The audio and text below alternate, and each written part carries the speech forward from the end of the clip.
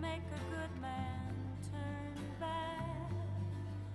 So please, please, please, let me get what I want this time. Happy Easter, guys. Welcome back to the next video, which I think is video 8 now.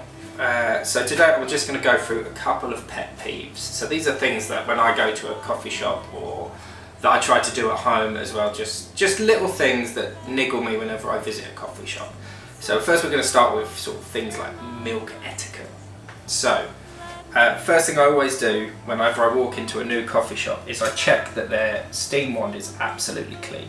Making sure, I should say that this obviously is not a commercial setup, this is my home setup that I've put onto the counter in the middle of our kitchen. But making sure that the steam wand's always clean. If there's residue on there, they're really not taking care about making coffee, so that's the first thing I always look for. The second one is that whenever they are steaming milk, they're using a fresh jug every time. I don't mind if I go to a coffee shop and they're steaming milk for 2 coffees at once. I wouldn't do it. I'd always steam a jug for each drink I make. But that when they start, they're putting milk into a clean jug is the first thing I always check. I generally will not have a coffee if I see that they've got a dirty jug and a dirty steam wand. I'll go, right, it's a can of drink for me today. So that's 2 things. That's milk etiquette. Also, that as standard they use whole milk. It's creamier, it's better for latte art and steaming. And that they have plenty of milk alternatives as well for other people that don't want that. But that's sort of the milk etiquette I always look out for when I go to a coffee shop. Number 2, we've got touching.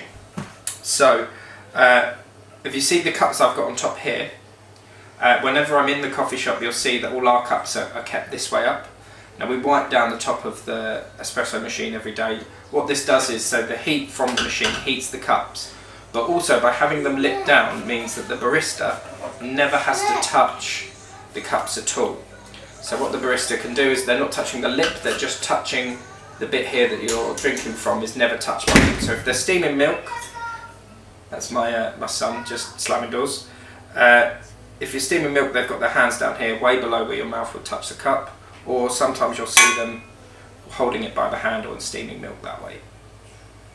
So doing that so that they never put their fingers where it's going to go to your mouth. That is another pet peeve. So if I see people like loading up the top of a machine and they're like, oh, I'm just putting glasses away, putting them away on here, again, it's a can of drink for me, generally speaking. I will wash these now, just so you know. Then portafilters as well. So have a look at the portafilter here.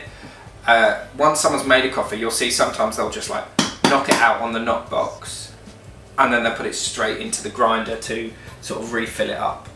That needs to be wiped out. So we have cloths in the shop that we use specifically to wipe it out, and then every couple of shops we'll clean the base of it as well.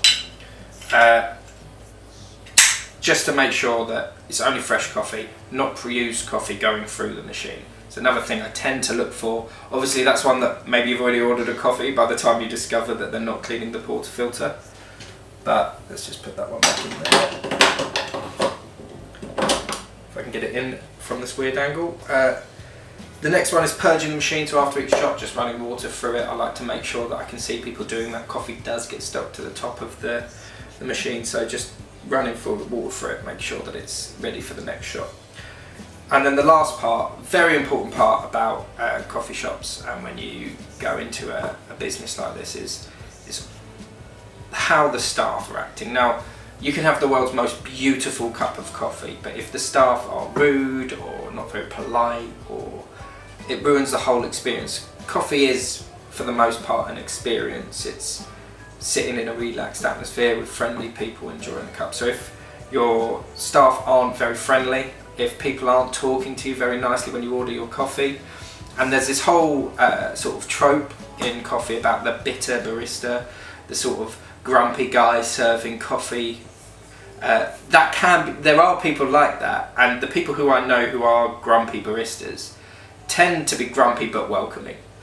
Very welcoming. They're not so much friendly, but they want you to enjoy yourself.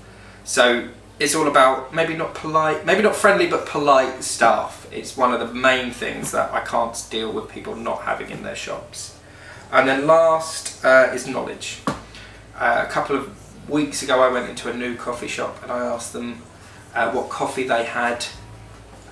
They looked at me blankly and went, it comes in a bag, and then told me it was 100% Arabica, which, yes, granted, most coffee shops are going to be using 100% Arabica, but that's kind of a given now, and it's not really a selling point. So not having that base knowledge of the coffee you're using in your shop.